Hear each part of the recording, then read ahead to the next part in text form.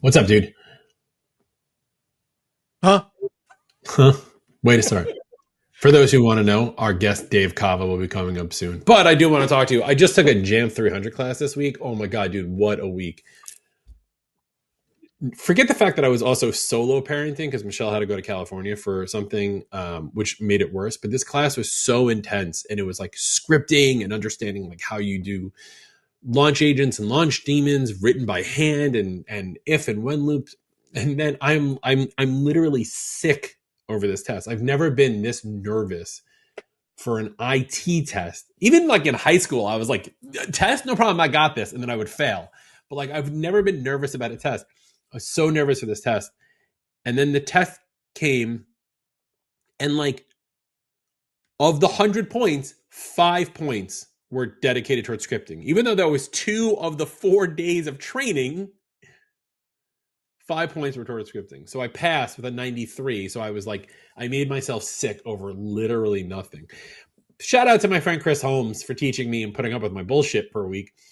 And it's not his fault the material is the material, right? He just has to train what he's taught. Right. But still, like, oh, that was what a week. I suspect that the apprehension had more to do with it being like a professional relationship between you and Jamf and you wanting to make sure you proved yourself, which obviously you did. I did. And also, like, the thing is, and Jamf knows this, I'm an adagey boy. So, like, I don't use Jamf on the regular. We're getting into it and we're starting to pick up customers who have it. But because I don't use it on the regular, so much of it is foreign to me. So for me, being in the Jamf 300 class, which by the way is a step up class, like Jamf does 100, 200, 300, 400. And I passed the 200 pretty well. Shout out to Sam for teaching me and putting up for me for a week of that. But like, you know, I'm not in this interface on a regular basis. Like imagine taking a test in something, you're not in on a regular basis. Well, it's like somebody who is in M365 all the time and going over to Google Workspace. Which is hilarious because I have 2 good friends in the ACN community who call me all the time. They're like, we do Office 365. We have a client with Google. We need help with. Exactly. That's exactly what it is. And now imagine being tested on it because you need it for your professional requirements to do stuff. Whatever. I passed. I don't care. And Sam was like, great, now take 400. And I was like, no. Well, you're going to have to at some point. No, I don't. You know what we do have to do? Talk to our guests.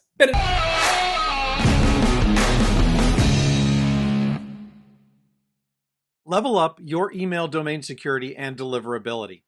Reduce business email compromise and reel in that pesky email phishing. Make DMARC a new revenue stream for your MSP. Becoming a managed service provider partner with EasyDMARC is a great opportunity for your business to boost sales and decrease risk. Your customers need DMARC. Your job is to let them know that their email domain might be at risk. Find out more today at atmsp.link/EasyDMARC. That's atmsp.link/EasyDMARC. What's up, everybody? Welcome to All Things MSP podcast. I'm your host, Justin Esker, and with me always is my good friend and beard Khalees. Stronger than razors, but weaker than soap, Mr. Eric Anthony. What's up, dude? Just sitting here on Mount Olympus, Mount Beard Olympus. I don't know. No, beard Olympus. Weren't. I actually, again, another week has gone by, and anyone who watches at youtube.com/@allthingsmsp will realize that, again, I am making fun of your beard, and I still have one because I only shave on Sundays. Yeah, exactly. I don't know how fair that is, but it's getting better. Like it's getting longer. I did have it trimmed before I went to Channel Pro this last week, just because I felt like it was proper to tighten things up. Yeah, it does look a little bit shorter than normal. We'll have to make sure that grows out before ACES 2026, which is happening next May. More details, acescount.com. Had to throw that one in. Speaking of ACES conference, bringing up one of our speakers last year, great guy, now runs PeopleSharp, Mr. Dave Cava. What's up, dude? It's great to be here, guys.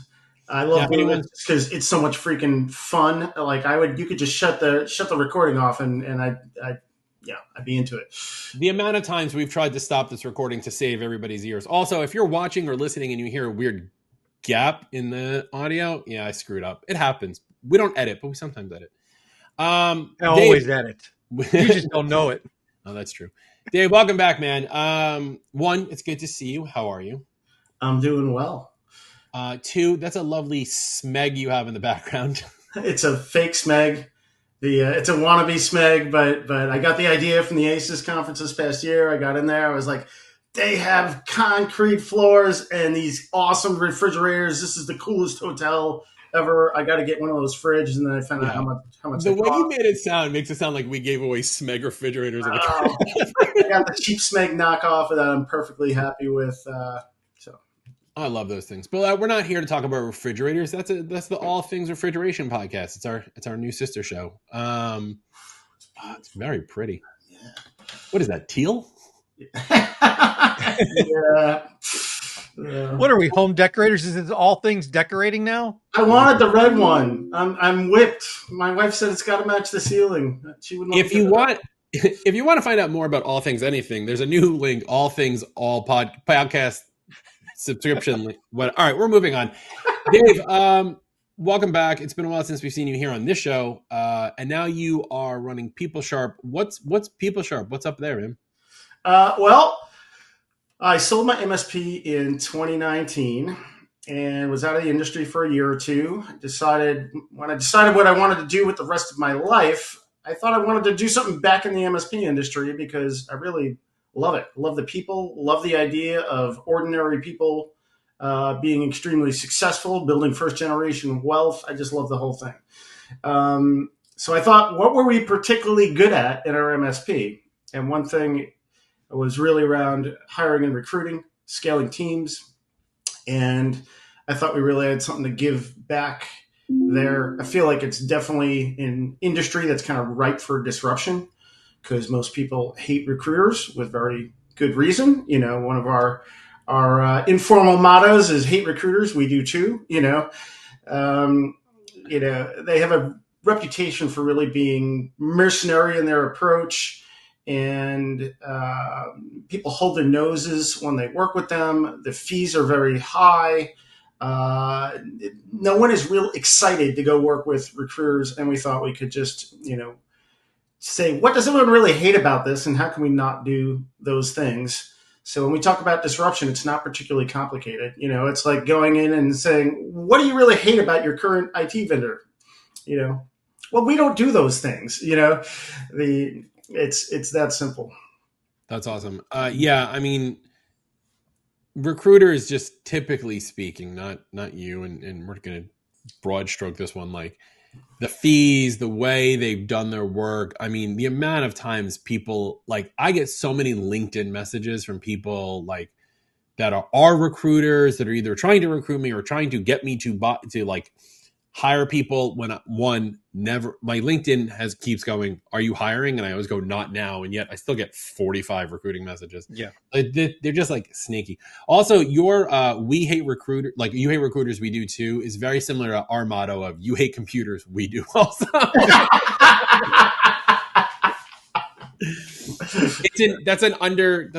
We don't say that one out loud a lot, but it's known. It's true. Oh, it's true. I think every MSP has that one. Yes. Hidden somewhere. So yeah. I guess I would ask the question, because recruiting can be just this weird thing, right? And especially for smaller size businesses, which most MSPs are, when does it make sense for an MSP to employ a recruiter? There are two times that we usually get hired. One is when a company is between, say, $3 and $7 million. They've figured out that they could use some help there. They can finally afford it. And they just recognize, okay, this isn't something we should be trying to do in-house. But with the smaller MSPs, what normally happens is they try to do things themselves. They make a few bad hires in a row and just go, I've realized I really don't know what I'm doing here. And it's an entrepreneurial sickness that we think because we've had some success in our business, we start to think we can figure anything out and be good at anything our business needs. And it's kind of hypocritical for MSPs because we're trying to convince a lot of our clients that that they shouldn't think that way, right? That maybe they don't know the best way to build out a technology roadmap for their company. Maybe they should listen to some people that have been doing this for a long time and seen a lot of things. So when it comes to the smaller MSPs, unless they've listened to some of their friends, they usually get it wrong a couple times and say, I should have come to you before. Apparently I don't know what I'm doing because I thought I was hiring good people for the right positions and I just keep getting it wrong. So I think that's important. I've definitely fallen in that, where we've hired people and then I may have been a little too slow in realizing that they were the wrong people. Once like you said, once you have a little bit of success, you feel like you can conquer anything. And the big thing obviously is that, like, in my opinion, a lot of people who are MSPs were good at computers and therefore started a business. And then when they start to get a track record of being good at, like, getting new customers or, like, getting success on a website or, like, becoming a guest on podcasts or whatever it is, they feel like they're on this train of things are going well for me, I can handle all this. Or they watch a LinkedIn learning on how to hire or whatever it is. Yeah. Right. And I mean, I am not the world's greatest person to be interviewing for new employees, but I'm the only one who ever has at our company. And so, like, I have like 3 questions that I look at their resume, I believe what I see, and then I ask 3 questions. Like, I asked that question about the CEO, calling on a Friday at 5:00 and he can't print his favorite, like, PowerPoint presentation. Like, what do you do? I asked, like, who in history do you want to have dinner with? And I used to ask some question about networking. I forget what it is. And, but none of those really tell me whether or not the person I'm hiring is, like, the right person or not. Like, these are shitty questions. Well, there's a couple things there. The first thing is companies either don't know how to do thorough research on candidates, or they're so busy that they cut corners because it's the owners and managers that are doing it. But I would say the bigger problem in our industry, and I think you put your finger on it with the first question there, is most MSPs hire people based on what they know how to do, right? And the candidates think that's all that matters as well. If they have this certification and this experience, they should be able to get this job. And very few people are paying attention to the question of, will this make a great long-term employee? Have they reached their potential yet? Or do they have a lot of room for development? Is this somebody that can go much further in my company than they are the day they walk in the door? Is this somebody that's going to be a good mentor for other people? Does this person have good personal skills? Are they a good culture fit? And there's some of these things we do a little bit of intuitively, but for the most part, it's what can they do when they walk in the door? And then the first thing we look at is, would this person make a great long-term employee? We want to figure that out before we ask the question of what do they know how to do. For us, that comes second.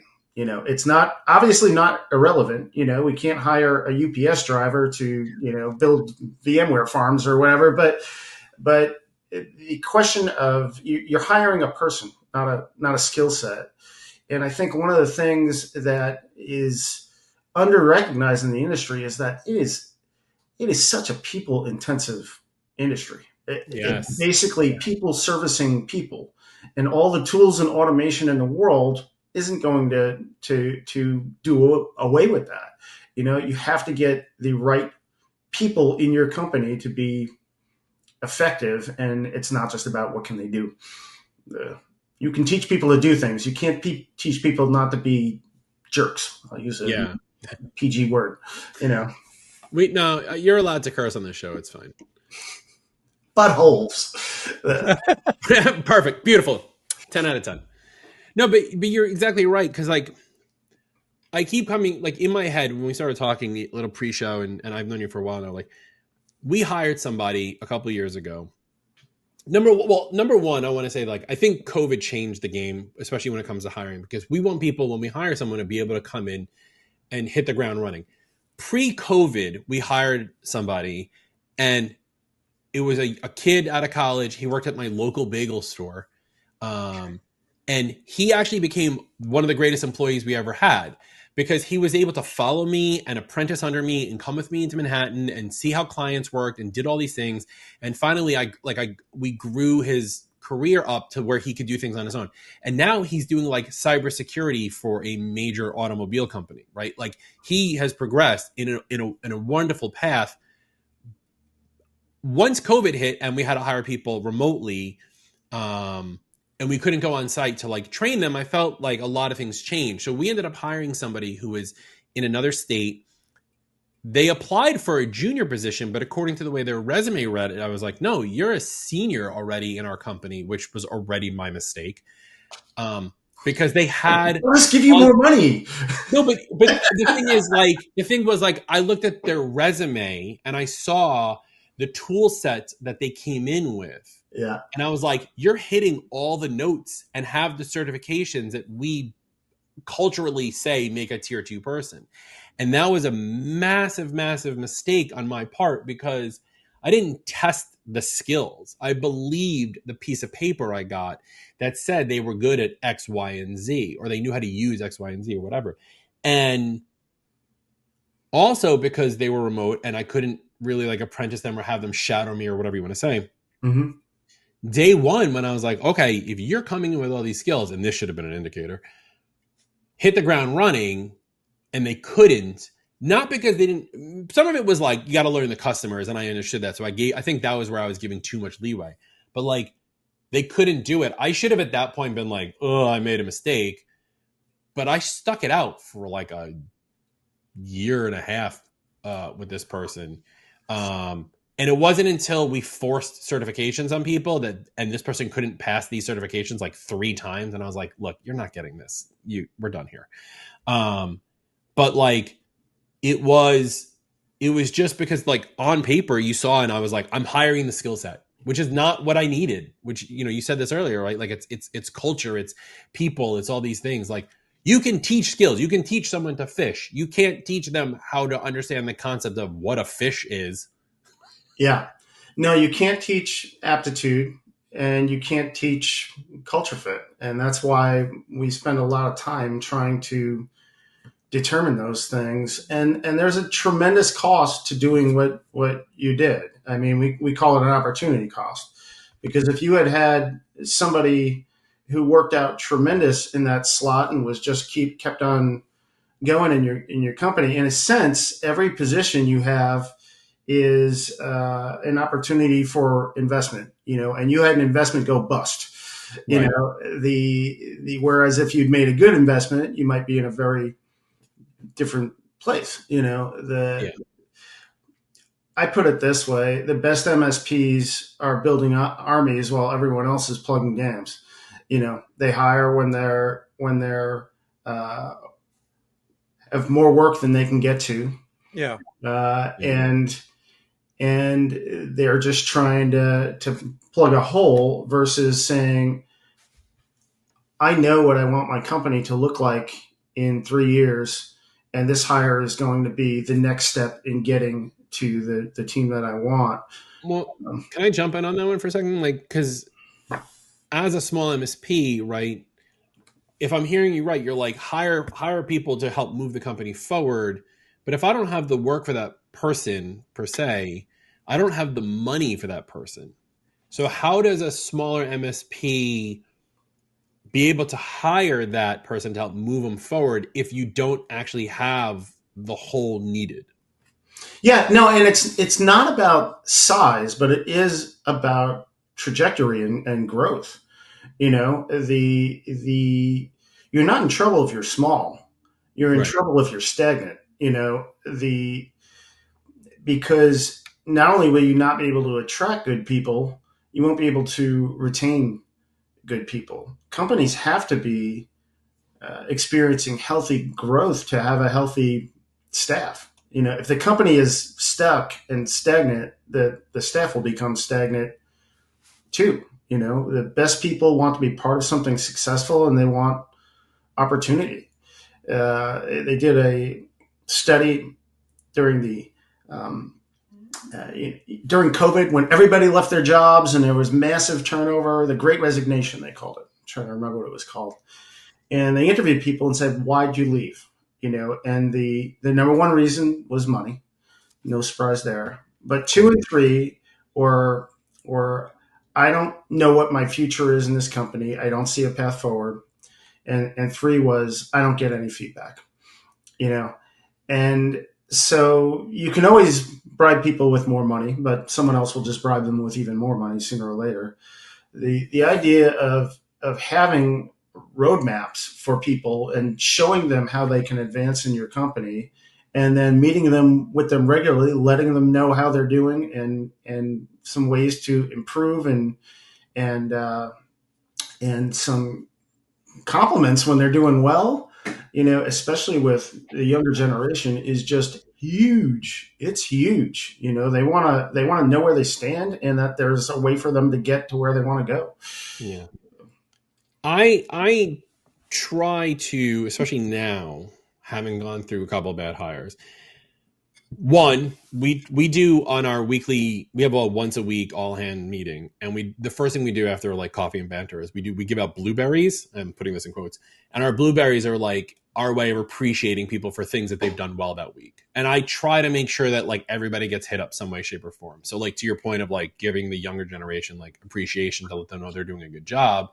Like I'll be like, "Way to go, Josh. You handled that customer, really, really well," or whatever it is, to keep them going that way. So that's number one.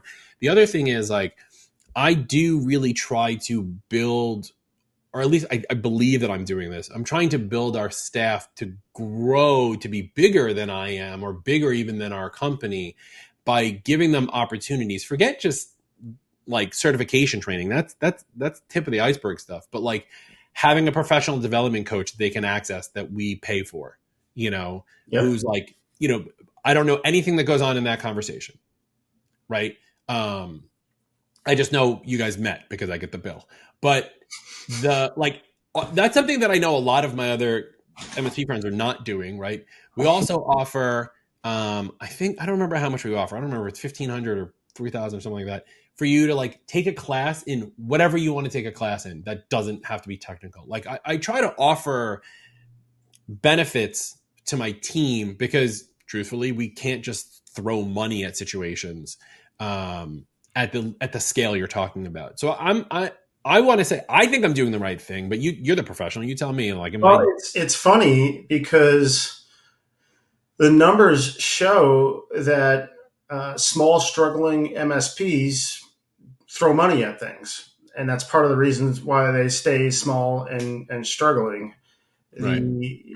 I had a chance to review Service Leadership's annual compensation report this year. They gave it to me and let me do a few blogs on it. I put one out a couple of weeks ago. I got another one coming out this week. But it was shocking to me that the biggest, most successful MSPs actually pay their people significantly less.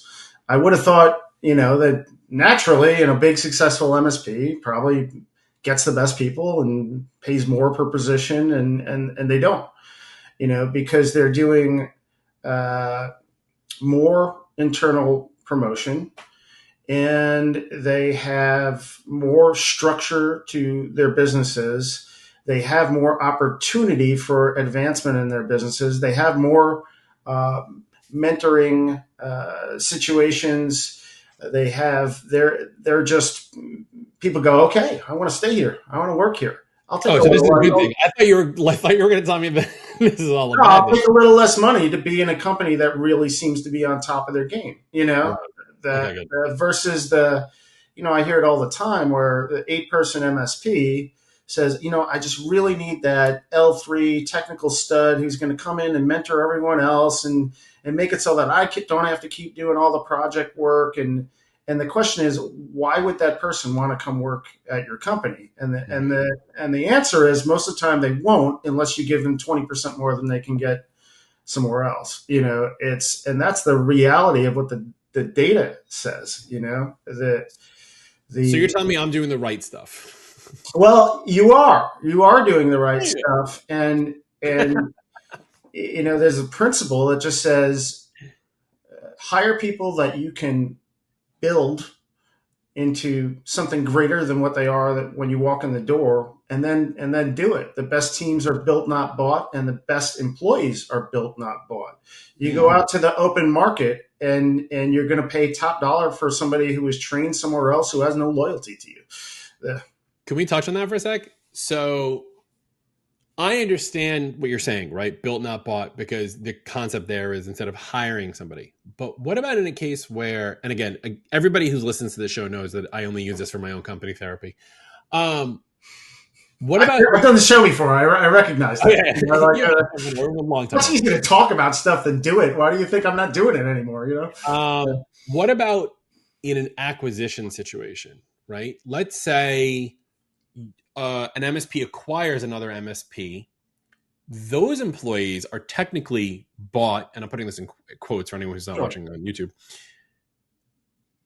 How do you build them up? Because they were trained under somebody else who ideally would be culturally the right as same as you, because that's why you acquire them in the first place. You're not just acquiring them for a book of business. But what if it's not? What if there's circumstances around that? And I don't want to get too much into details, but can those now quote unquote bought employees be converted to quote unquote built employees? Sure. I mean, but every situation is different. Again, most acquisitions are done based on what's in profit and loss reports and spreadsheets, right? They're not necessarily based on saying who really comprises this team. Can we present them with something that's going to excite them and make them want to stick around? And are they the kind of people that we're going to want to stick around? Those are really important questions to ask. When you talk about M&A, I hate when we paint with really broad brushes. Private equity is this, private equity is that, or if you buy this kind of company, it'll work out great. If you buy that kind of company, it'll work out terrible. It's more like dating, where it's like you can't say all women or all men are like this, and therefore you need to do this thing, it's every single situation is going to be a little different, and there's all kinds of things you want to look at in terms of fit. A growing number of acquisitions are done more for what the acquiring company can get in terms of talent than for what it can do for their bottom line. If they have no cybersecurity division, and you have a company that's really strong on cybersecurity, weak on sales and operations, and you can kind of find a perfect marriage there that everyone's excited about. Sure, there's still things that can go wrong, but that looks like a really good fit, especially if the people in the company being acquired go, wow, this is really a good opportunity for us to round out some things that we're not good at, So I definitely think that there can be an opportunity there. But what happens a lot of times is the acquiring company, buys a company, starts cutting benefits, starts saying, "Oh, you're a manager. Well, we already have a manager, so now you're this. Now this is your job." And they really just want the guy to quit without having to fire him. Like a lot of that stuff does happen too. You got to look. You got to dig into the details of the situation, and you got to have a little crystal ball, and you got to get some good advice.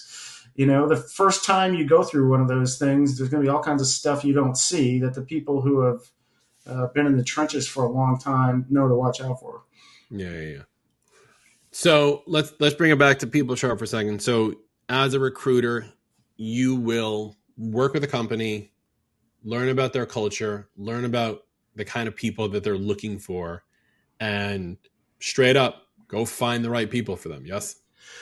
Yes, and it's even more obnoxious than that because I tell people you would not believe how many hires I talk MSPs out of. I come from I own an MSP. I come from a coaching and peer group facilitation background. If I think somebody is doing something stupid or doubling down on a mistake, I'll just you know I'll just tell them. And I consider that a value add. If it's somebody who doesn't want to hear it, they may be done with me, but I know things probably aren't going to work out there long term anyway. Because but that's just New York. That's just the New York in you. Well, I mean, I'll give you a good example. All the time somebody says, "Can you find me a salesperson?" And I say, "Show me your plan to make this person successful," and then I'll go find you one. Because if you can't do that, I could go find you the greatest salesperson in the world. They're not going to work out. You're going to come back and blame me. Right. So prove to me that you got a plan for that person to succeed, and then I'll go find the person. The push back on a fairly regular basis, and there's times where I'll go. You think you want the stud level 3 engineer to run your service team? I'll tell you why that doesn't work most of the time. So the bottom line is, yes, we absolutely do what you described, but we do more than that because ultimately our measure of success is if these MSPs are growing and succeeding and pushing a healthy amount to the bottom line. I don't feel like we've succeeded when we've made a placement. I feel like we've succeeded when our clients are growing and going on to new levels of success, and that's the truth. I say part of the reason I'm doing this as a job is because I'd be doing a lot of it for free if it wasn't my job. They say do what you love to do, and you feel like you never work a day in your life. And a lot of times I don't feel like I'm working because I really love what these companies are doing. I love helping them succeed. So, well, that's also why I do this podcast. So we're fine on that. You mean you're not getting rich off this podcast? If you want to pay us, atmsp.link/sponsorship. Dave, where can people find out more about you and PeopleSharp online? I'm pretty easy to find on LinkedIn. It's Dave Cava. Our website is pretty simple. It's PeopleSharp.com. Yeah, I'm around. Easy peasy. Eric, any final words before we say goodbye to our avid listeners who are desperate to throw pennies at us now? Yeah, 2 New York guys that can't shut up. I mean, Eric's just over there stroking his beard for 20 minutes. In all fairness, Dave, this is every episode. I did feel like this episode there was something wrong with my mic because but anyway, what'd you say? I didn't hear you. Mute? Are you on mute? Yeah. I think one of the things that I've seen happen across a lot of small to medium sized businesses, and it plays right into what you guys have been talking about, is that there is on one end of the spectrum, they try and hire so fast that all they do is go through a checklist like you were talking about, Justin, and just find the first person who meets the criterion on paper and hire that person. That's a huge mistake, as we've talked about today. And then the other side of the spectrum that I see is people who are just have analysis paralysis, right? And they spend so long trying to figure out whether or not this group of people is the right fit for this position. They never hire anybody. Both of those are devastatingly expensive. So, Dave, if you could say just in a short sentence, what the kind of sweet spot is there, what would that be? We say recruiting is 3 things. It's the detective work, gather as much data as you can. It is sales, it's closing a deal. And it needs to be fast because it's sales and time kills all deals. So it's not really about, you definitely don't want to be really slow, but you don't want to be, the important thing is to be thorough and fast. You don't want to make a decision based on a knee jerk, based on limited data, based on, oh, okay, well, it seems like this will fit the trick. It's like all the time I'll go buy a steak and forget to check the date. And then awesome. 3 days later, I'm like, I got a rotten steak in my fridge. Like that. You should move fast, but you should be really thorough. And I think I tell people it's part of my argument for hiring companies like ours. I say, if you can't make recruiting half of somebody's job, you should probably find a way to outsource it, because otherwise the process is going to drag and you will not be able to get good people that way. Yeah. Great point. Great point. Yeah. Thank you so much, Dave, for being here. Eric, that's the end of the show. Yes, it is. I got nothing. If you like what you hear, check out Dave's website, PeopleSharp.com. Find him on LinkedIn. Dave will help recruit for your MSP, and he'll be both good and thorough.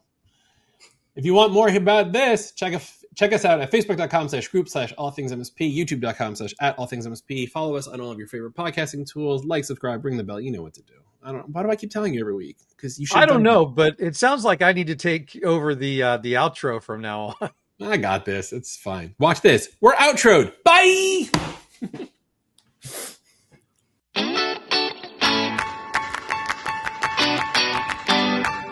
Thank you for listening or watching the All Things MSP podcast. If you liked this episode, go ahead and give us a thumbs up, hit that like button, and consider subscribing to catch all our weekly episodes.